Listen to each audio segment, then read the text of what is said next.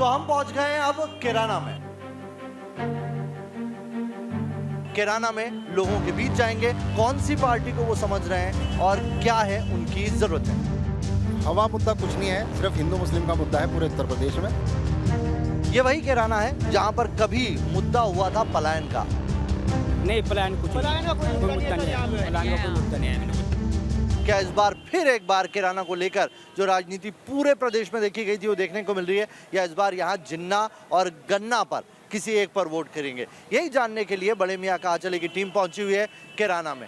कैराना में लोगों के बीच जाएंगे, उनसे जानेंगे कि यहाँ के मुसलमानों के लिए इस बार वो मुद्दे कौन से हैं, कौन सी पार्टी को वो समझ रहे हैं और क्या है उनकी जरूरत है।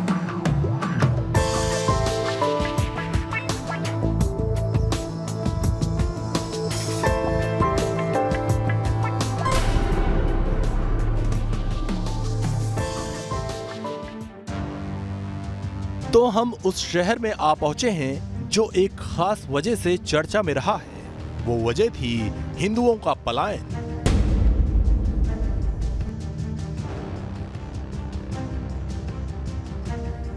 पिछले विधानसभा चुनाव में कैराना पूरे चुनाव में छाया रहा। कैराना को लेकर खूब बयानबाजी हुई, खूब सियासत हुई। हिंदू मुसलमान को लेकर ध्रुवीकरण का पूरा खेल हुआ। लेकिन ये सब कुछ क्या चुनाव के वक्त ही था, या आज भी कैराना में हुआ पलायन एक बड़ा मुद्दा है? इसकी पड़ताल करने और कैराना के मुसलमानों से उनके मन की बात जानने हमारे संवाददाता नवेद कुरैशी कैराना में थे। यहाँ पर तकरीबन 90% आबादी मुस्लिम है और शायद यही वजह है कि यहाँ पर बसपा, सपा और वक्त वक्त पर ये तमाम पार्टियां आती रही हैं। लेकिन यहाँ के लोग किस तरह से सोचती हैं, यहाँ की मुस्लिम आबादी और जो दूसरे लोग हैं वो कैसे देखते हैं इस पूरे इलेक्शन को, आइए उस पर जल्दी से एक नज़र डालते हैं। आपका नाम बताइए भाई साहब। अनवर अली। अनवर साहब, कैराना का समीकरण समझाइए थोड़ा, क्योंकि हमने तो कैराना का नाम, मैं पहली बार कैराना आया हूँ, यहाँ के बारे में यही सुना कि यहाँ पर पलायन होने लगा था, लोग परेशान थे, सिचुएशन बहुत ख़राब थी। इस मुद्दे को लेकर पूरे उत्तर प्रदेश, यानी कैराना का चुनाव नहीं लड़ा गया, इससे उत्तर प्रदेश का चुनाव लड़ा गया। यहाँ कोई पलायन नहीं हुआ, लोग अपने रोज़गार के लिए गए बाहर। यहाँ रोज़गार के लिए कोई सुविधा नहीं है। यहाँ हिंदू मुसलमान सब प्यार से रहते हैं। ये हमारे पीछे बैठे लाला बैठे, मेरे पीछे ये खड़े हिंदू बारी खड़े, ये सारे सामने दुकानें जहाँ आप खड़े हैं, यहाँ सारे सामने हिंदू की दुकान है, इधर मुसलमानों की दुकान है। यहाँ बड़ा प्यार है, कभी हिंदू मुस्लिम फिसाद नहीं हुआ, ना कोई मसला है। कुछ गुंडे थे सपा सरकार में जिन्होंने यहाँ तक बिछाया, जिनमें मर्डर हुआ। हिंदू मुसलमान ने मुकाबला किया, बाजार बंद रखा सब ने।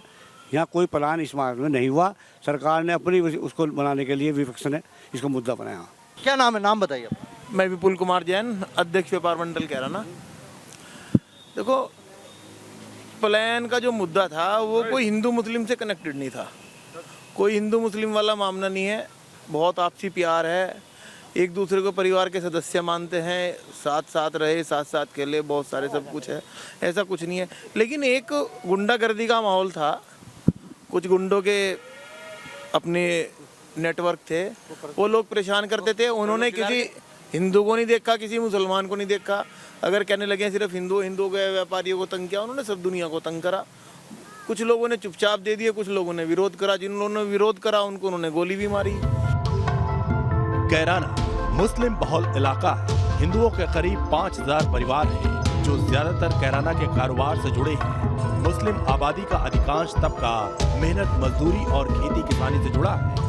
उनसे बात करके ये तो समझ आने लगा कि वहाँ पलायन से बड़ा मुद्दा गरीबी, बेरोजगारी, गन्ने का भुगतान है। पश्चिमी उत्तर प्रदेश के अमूमन हर इलाके में आपको इस तरह के गन्ने के खेत हर जगह दिख जाएंगे। यहाँ की आप कह सकते हैं कि मुख्य आय का स्रोत यही गन्ने की खेती है। यहाँ पर चलने वाली चीनी मिलें और यहाँ पर गन्ने की राशि का भुगतान, ये बड़े मुद्दे होते हैं जो यहाँ के लोगों के लिए रोज़मर्रा की चीज़ों में अहमियत रखते हैं। जहाँ तक कैराना और शामली की बात करें तो ये लोग मानते हैं कि इस गवर्नमेंट में गन्ने के दामों का भुगतान तो हो रहा है, लेकिन पिछला कुछ बकाया भी है। जहां पहले की सरकारों में 3 से 3.5 4 साल तक लग जाते थे लोगों को भुगतान के लिए, इस सरकार में 1 साल में वो पेमेंट हो रहा है। लेकिन गुंजाइश अभी भी बाकी है। इन्हें चाहिए कि ये गन्ने के जैसे ही फसल पहुंचाएं वैसे ही इनके खाते में पैसे आ जाने चाहिए, यानी कि गन्ने का मुद्दा अभी भी यहाँ जिंदा है। मतलब इस बार जो है विकास चाहिए लोगों को। विकास, रोजगार चाहिए। विकास होगा तो सभी का विकास होगा। गन्ना का तो मसला सुलझ गया, सरकार कह रही है गन्ना का मसला सुलझा लिया। नहीं, गन्नों का मसला तो एक तो रेट मिल रहा है ना, पैसा आ रहा है ना। वो उनका मसला है। पिछले सालों का अभी रह रहा है, पेमेंट रह रहे हैं। अभी कुछ ना कुछ बैलेंस बाकी है। और यह है कि चलो मिल भी रहा है, लेकिन टाइम से मिले ना।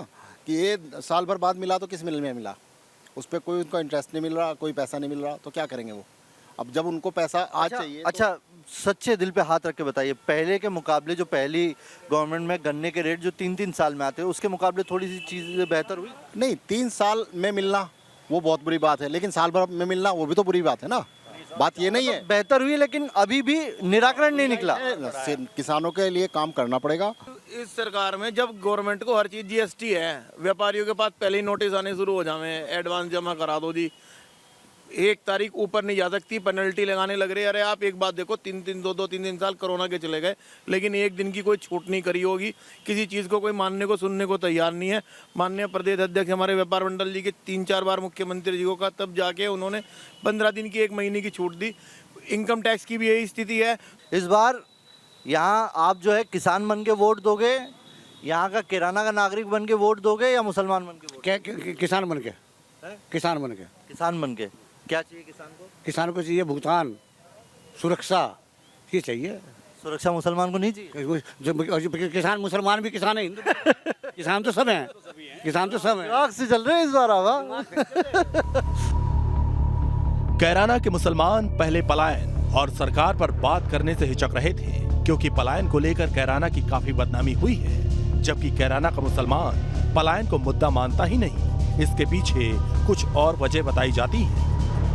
पलायन है यहाँ पर, अभी भी पलायन हो रहा है? नहीं, पलायन कुछ नहीं है, कोई मुद्दा नहीं है, पलायन का कोई मुद्दा नहीं है बिल्कुल। यहाँ भी जो शख्स गया है अपने रोजगार के लिए गया है, किसी ने कोई पलायन नहीं किया, सब अपने रोजगार के लिए गए यहाँ से। कोई भी, चाहे वो हिंदू, बट तो मुस्लिम आबादी का भी पलायन हुआ, आप ये कह रहे हैं? मुस्लिम भी यहाँ से कम तकरीबन 70% आप सुबह देखोगे यहाँ से पलायन करके पानीपत, शामली वगैरह जाते हैं, हरियाणा में जाते हैं, अपने रोजगार के लिए जाते हैं। यही हिंदू जाते हैं यहाँ से। इसी वजह कोई भी पलायन जातिवाद के ऊपर या धर्म के ऊपर कोई नहीं हुआ। यहाँ पे जो पलायन है वो सिर्फ एक कारोबार के लिए पलायन है। जिसका कारोबार बाहर सेटिल है वो गया है यहाँ से, बाकी कोई नहीं गया यहाँ से। यहाँ तो भाईचारा हिंदू मुसलमान में, मुसलमान हिंदू से पूरा अड़ गया। कितनी पॉपुलेशन है यहाँ पर मुसलमानों की? मुसलमानों की 75% है। 75% है। और आप कह रहे हैं कि जो पलायन हुआ है वो दोनों समुदायों का हुआ है कि? समुदाय का पलायन हुआ है सर, एक समुदाय का कभी पलायन नहीं हुआ यहाँ से। यहाँ पे ना कोई हिंदू मुसलमान का मतभेद है। यहाँ जो व्यापारियों के कत्ल वगैरह हुए थे वो राजनीति के ताल्लुकात हुए हैं, वो आपसी जमीन के झगड़े, उनके किसके कारोबारी झगड़े, उनके तरह वो हुआ है। कोई वैसे पलायन यहाँ कभी नहीं हुआ है। आने वाला कोई भी यहाँ पे सरकार किसी की भी आए, चाहे वो महाराज जी हो या अखिलेश जी हो, हम सरकार से यही निवेदन करते हैं कि कानून व्यवस्था कैराने के अंदर जैसी बाबा जी के टाइम में है ऐसी ही रहे। मतलब योगी जी ने कानून व्यवस्था बढ़िया की। कानून व्यवस्था के मामले में बहुत ही अच्छा काम किया है कैराने के अंदर। फिलहाल आज आदमी मुसलमान हो या कोई भी हो, हिंदू हो, वो 90% अपने आप को महफूज मानता है अपने आप को इस टाइम। कैराना में ना अच्छी सड़क है, ना अच्छे स्कूल है, कारोबार भी चौपट है। ज्यादातर आबादी का काम खेती किसानी से काम चलता है। भाईचारा यहाँ कायम दिखाई दिया। खास बात ये, जिन्ना वाली राजनीति और ओवैसी वाली जहरीली सियासत को लेकर यहाँ के मुसलमान इत्तेफाक नहीं रखते। सरदार पटेल जी, राष्ट्रपिता महात्मा गांधी, जवाहरलाल नेहरू, जिन्ना एक ही संस्था में पढ़ करके बैरिस्टर बन करके आए थे। एक ही जगह पर पढ़ाई लिखाई की उन्होंने, वो बैरिस्टर बनी, उन्होंने आजादी दिलाई।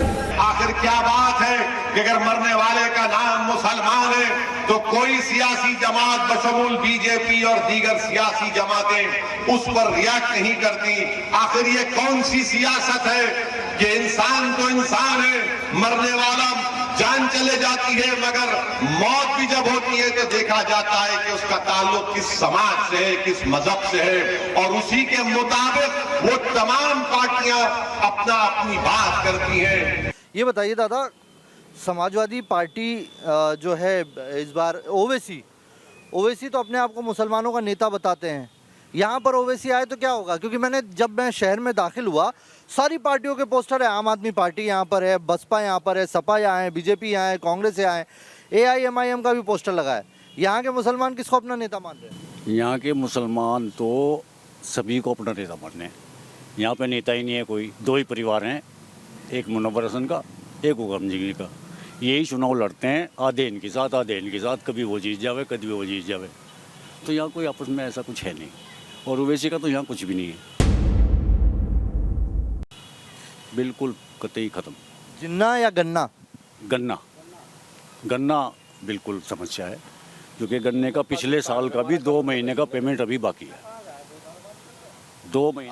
अखिलेश जी लाए जिन्ना? तो अखिलेश जी कहाँ लाए जिन्ना? अखिलेश जी ने तो जिन्ना का जिक्र छेड़ा। जो भी ला गलत ला ना, जिन्ना तो पाकिस्तान का है, हमारा क्या संबंध है उससे? हम तो हिंदुस्तानी है, हिंदुस्तान के हैं। कोई बात होगी, अब तो कुछ नहीं है ना, अब तो वो पाकिस्तानी है, हम हिंदुस्तानी है। कोई अखिलेश लाओ, योगी अब वो लाओ, मोदी लाओ, कोई भी लाओ, जिन्ना से क्या मतलब? हमारा जिन्ना से कोई मतलब नहीं, हमारा तो हिंदुस्तान से मतलब है। हिंदुस्तान में रहना, हमें क्या जरूरत है जिन्ना की? कैराना में एंट्री करने के साथ ही हमें दीवारों पर सभी पार्टियों के पोस्टर लगे मिले। पिछले चुनाव में सियासत का बड़ा अड्डा था कैराना, लेकिन इस बार ना तो सियासी शोर इतना है और ना ही पलायन के मुद्दे पर ज्यादा बात हो रही है। खास बात ये कि पिछले कई महीनों से मौजूदा विधायक भी लोगों को दिखाई नहीं दिए। आपने तो समाजवादी पार्टी के विधायक यहाँ पर चुने थे, वो कहाँ हैं आजकल? वो आजकल पता नहीं कहाँ है, उनके ऊपर गुंडा एक्ट लगी हुई है।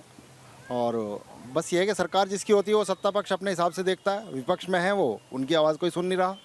ये सबसे बड़ी बात है फिलहाल। और यह है कि अपना कानून अपना काम कर रहा है, वो अपने हिसाब से जी रहे हैं। इलेक्शन होगा तब वो आएंगे, तब देखा जाएगा क्या होगा। कानून व्यवस्था पे बताइए। कानून व्यवस्था जो जहाँ भी लॉ एंड ऑर्डर है होना चाहिए, अच्छी बात है। कैराना के मुसलमानों के मन में ना तो पलायन मुद्दा है, ना जिन्ना पर वो बात करना चाहते हैं। वो सरकारी योजनाओं को लेकर काफी जागरूक है, क्योंकि उनके लिए विकास मायने रखता है। विकासवादी सरकार ही उनकी किस्मत को संवार सकती है। मकान मिला या नहीं मिला? क्या है प्रधानमंत्री योजना में? हाँ भाई, गवर्नमेंट की स्कीम है, सबको मिलेंगे, हिंदू को मिले, मुसलमान को मिले, दोनों को मिले ना। तो गवर्नमेंट की स्कीम है, कांग्रेस सरकार सारी बनी हुई, कोई अब नहीं थोड़ा बनाई तो बीजेपी सरकार नहीं, वो तो कांग्रेस सरकार है, मनमोहन सिंह की सरकार वो है। प्रधानमंत्री आवास योजना कहाँ थी भाई साहब? मनमोहन सिंह की आप देख लिया, मनमोहन सिंह का करावा है। आयुष्मान कार्ड मिला यहाँ पे? आयुष्मान कार्ड कांग्रेस सरकार का दिन थी, वो अब लागू हुआ। मतलब मिल रही है ना, योजनाओं का लाभ मिल रहा है जो चीज है मानेंगे। अरे सरकार का काम देने का तो है, जो हमारी सरकार है कौन देगा? जब मोदी जी प्रधानमंत्री मोदी जी देंगे, पर कौन देगा? मैं ना तो कोई मकान है गाँव में, ना सड़क है, ना स्पोर्ट है। 3 चीज़ तो होनी चाहिए हमारे बच्चों के लिए। सड़कों पे कोई लड़का रेस नहीं कर सकता, न कि एक इतने 3 फुट पानी भरा है एक के मकान में, आज तक नहीं बने। 10 सेंटर कॉलिंग है CM हेल्पलाइन नंबर की, 3 साल से कॉल कर रहे हैं, अगर जो आज तक उसका मकान बनो। बता के फ्रॉड नहीं आया था centre CM helpline. Kairana Shamli जिले में आता है। शामली जिले में 3 विधानसभा सीट है, थाना भवन, शामली और कैराना। कैराना पर हार जीत मुसलमान ही तय करते आए हैं। अगर मुस्लिम वोट बटा तभी बीजेपी को सीट मिली है। अगर मुस्लिम वोट एक मुश्त पड़ा तो बीजेपी जीत नहीं पाई, जिस वजह से पिछली बार बीजेपी के बड़े नेता हुकुम सिंह की बेटी मृगांका सिंह कैराना से हार गई थी, जबकि हुकुम सिंह 2 बार कैराना से विधायक रह चुके हैं। खैर, पिछली दफा SP के नाहिद हसन ने बाजी मारी थी। SP और बीजेपी प्रत्याशी में जीत हार का अंतर करीब 20,000 वोट का था। अगर 2017 के चुनाव में कैराना में वोट फीसदी की बात करें तो समाजवादी पार्टी का वोट प्रतिशत 47.26 था। दूसरे नंबर पर रही बीजेपी का वोट प्रतिशत 37.14, RLD का वोट प्रतिशत 9.56 और BSP का वोट प्रतिशत 3.3 था। पिछले चुनाव में पूरी तरह से पलायन का मुद्दा हावी रहा था। बीजेपी बेशक कैराना का चुनाव हार गई हो, लेकिन पूरे प्रदेश में इस मुद्दे पर सियासत खूब की थी। लेकिन इस बार माहौल एकदम अलग है। खुद कैराना में भी इस मुद्दे का शोर नहीं है। इसे मोहल्ला अल दरमियान कहा जाता है। लंबा राजनीतिक करियर रहा है मुनव्वर हुसैन का यहाँ से, और अब उनकी फैमिली के ही लोग वक्त वक्त पे बारी बारी से यहाँ पर जीतते आए हुए हैं। यहाँ पर एक छोटी सी चौपाल हमने सजाई है, जहाँ पर कुछ लोग हैं जिनसे उनके मुद्दे हम जानने की कोशिश करेंगे। नाम बताइए, आपका नाम क्या है? मोहम्मद इरफान। क्या है इरफान भाई, यहाँ के मुद्दे क्या हैं इस बार? ये बताऊँ भाई, बताइए भाई। यहाँ का मुद्दा जो है, ना तो यहाँ चिकित्सा है, ना यहाँ कुछ विद्यालय हैं, और ना यहाँ कोई MBBS डॉक्टर है। सब पिछड़ा हुआ इलाका है सर, सबसे बैकवर्ड इलाका है। तो कौन से वो कारण हैं जिसे आप इसके पीछे वजह मानते हैं? राजनीति। राजनीति तो यहाँ पर होती है, यहाँ पर चुनाव भी हो रहे हैं, आप लंबे वक्त से जिताते भी आ रहे हैं लोगों को, फिर क्या काम नहीं हो रहा? कोई काम नहीं हुआ, ना कोई से चौंच रहे तो कोई काम नहीं हुआ। जनता परेशान है यहाँ। यहाँ पे पिछले 2 इलेक्शन से सपा ही देखने को मिली है। सपा की गवर्नमेंट भी रही, सपा की गवर्नमेंट के दौरान काम नहीं हुआ है या इस गवर्नमेंट के दौरान काम नहीं हुआ? दोनों ही गवर्नमेंट के, उसमें कोई काम नहीं हुआ यहाँ पे। क्या क्या दिक्कतें क्या आती है यहाँ पर? देखो, दिक्कत तो जो है इस बीजेपी गवर्नमेंट में बेरोजगारी इतनी है, और मतलब युवा परेशान, किसी को नौकरी नहीं है। कैराना के लोगों का मानना है कि पलायन की कई वजह हैं। सिर्फ हिंदू ही नहीं, मुसलमान भी कैराना से जा रहे हैं। हालांकि कैराना के मुसलमान पलायन के पीछे बड़ी वजह बेरोजगारी को मानते हैं। आज भी हालात ऐसे हैं कि ज्यादातर मुस्लिम नौजवान पानीपत में रोजाना मेहनत मजदूरी करने के लिए जाते हैं। दरअसल कैराना हरियाणा बॉर्डर से लगा है, जिसमें सबसे पास पानीपत ही पड़ता है। 6 किलोमीटर दूर इंडस्ट्रियल एरिया है, उसका कोई फायदा नहीं मिलता? क्या फायदा, सुबह ही जावे 300 से 400 रुपए की मजदूरी पे। पानीपत इतना देख लो, 20,000 आदमी रोज यहाँ से डेली जाता है कारोबार के लिए। यहाँ से क्या नाम लेना, कोई फैक्ट्री है ना कुछ है। यहाँ से 6 किलोमीटर दूर है से किराने में ही जवाल है का। यहाँ पे क्या है, क्राइम ना तो पहले था ना अब है। ये तो थोड़ा भाईचारा है, ये तो थोड़ा पॉलिटिक्सों ने कर दिया। अन्य यहाँ क्राइम ना तो पहले था ना अब है। कैराना में पलायन के अलावा भी कई मुद्दे हैं, जिसमें सबसे अहम लॉ एंड ऑर्डर है, जिसके बारे में हमें बताया कि पिछली सरकार के मुकाबले हालात अब ठीक है। कैराना में ये एक छोटी सी चौपाल थी जहां से हम लोगों से बात कर रहे थे, इनके बीच आए थे, इनके मुद्दे जानने की कोशिश कर रहे थे। यहाँ पर मुस्लिम आबादी ज़्यादा है। मुस्लिमों के डरे होने के सवाल पर ये कहते हैं कि मुसलमान डरा है, लेकिन कैराना वो जगह है जिसको लेकर एक पॉलिटिकल माइलेज खड़ा किया गया। ये भी बताया गया कि यहाँ से मुसलमानों के लिए ही लोगों ने पलायन किया, और पलायन का मुद्दा इस बार यहाँ पर दिखाई नहीं दे रहा है। यहाँ पर हमने दोनों तबकों से बात की है, हिंदू से और मुस्लिम से, लेकिन उनका ये कहना है कि जो पलायन हो रहा है वो यहाँ पर काम नहीं होने की वजह से हो रहा है, और वो लगातार बढ़ा है। पिछली गवर्नमेंट में भी था और इस गवर्नमेंट में भी वो पलायन देखने को मिल रहा है। कैराना पश्चिमी यूपी के शामली जिले में पड़ता है। चूंकि हरियाणा बॉर्डर से सटा है, इसलिए चाल ढाल रहन सहन हरियाणा परिवेश से मेल खाती है। यहाँ तक कि रोजगार रोजी रोटी के लिए ज्यादातर मुस्लिम लोग हरियाणा जाते हैं। कारोबार भी पड़ोसी राज्य से खूब होता है। कैराना के बने हुक्के हरियाणा में खूब पसंद किए जाते हैं। पॉलिटिक्स की बात करते हैं, आप हुक्का बनाते हो, आप नहीं करते पॉलिटिक्स की बात? ना जी, राजनीति क्या है इस बार की यहाँ की? राजनीति तो बढ़िया है जी। कौन आता दिख रहा है आपको? है जी, कौन आता दिख रहा है इस बार? बस ये तो बंद बात है, इसका क्या पता लगे। नहीं बताओगे? नहीं। अच्छा, मुद्दा क्या है इस बार, ये तो बता दो कैराना का। कैराना का मुद्दा तो यही दिख रहा जी, वही आवेंगे। कौन जो पहले थे। बीजेपी आ रही है जी, यहाँ से? कैराना से भी बीजेपी आ रही है? कैराना से जी।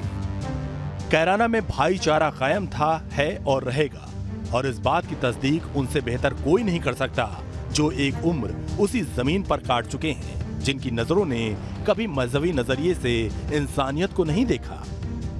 वोट देती है चुनाव में? हाँ देते क्यों नहीं। हाँ, क्या लगता है इस बार क्या है, माहौल क्या है?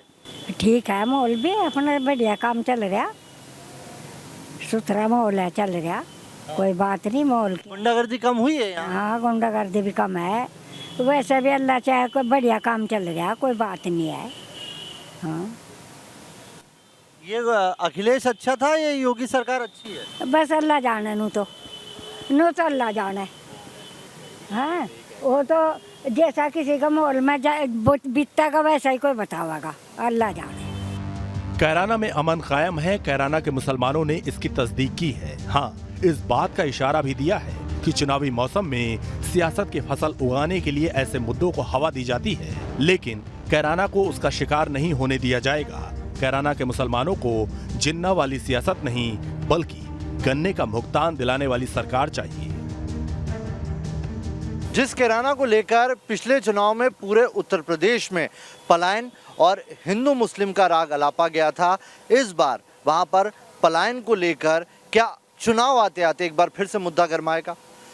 इस बार ये तो कहा जा सकता है कि विकास यहाँ पर बहुत चाहिए लोगों को, यहाँ के लोगों को रोजगार चाहिए और यहाँ के लोगों का ये भी कहना है कि पलायन के पीछे एक बड़ा मुद्दा यहाँ पर लोगों को रोजगार नहीं मिलना है। यहाँ के लोग मानते हैं कि हिंदू मुस्लिम कैराना के अंदर कोई मुद्दा नहीं है, भले ही कैराना के नाम पर पूरे प्रदेश में इस पर लेकर राजनीति ज़रूर की गई हो। यहाँ के लोग अभी भी चाहते हैं कि सरकार यहाँ पर उन्हें विकास की कुछ सौगातें दे।